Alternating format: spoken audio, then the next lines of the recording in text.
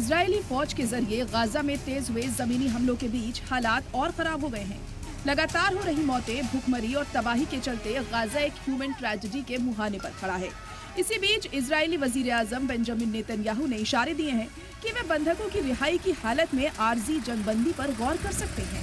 ये बयान इंटरनेशनल दबाव के बीच सामने आया है, जहां इजरायल पर फौजी हमले रोकने की मांग तेज हो रही है।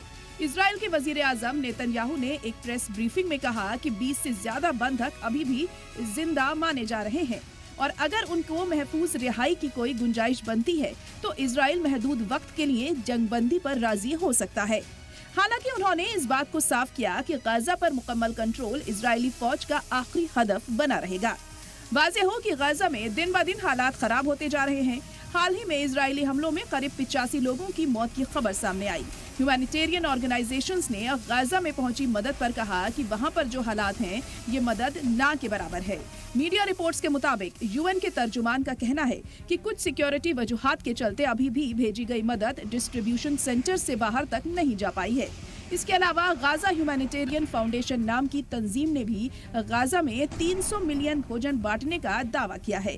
अब अगर हमास नेतन्याहू की बात मानता है तो गाजा के हालात कुछ वक्त के लिए ठीक हो सकते हैं। गाजा मिनिस्ट्री ऑफ हेल्थ के मुताबिक 18 मार्च के बाद से अब तक 3509 नई मौतें दर्ज हुई हैं।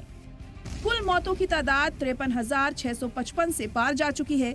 इजरायल की तरफ से इन हमलों की वजह हमास को बताया गया है, जिसने 7 अक्टूबर 2023 को इजरायल पर हमला कर 1200 से अधिक लोगों का कत्ल किया था। 250 से ज्यादा लोगों को बंधक बना लिया था। ब्यूरो रिपोर्ट, सलाम टीवी।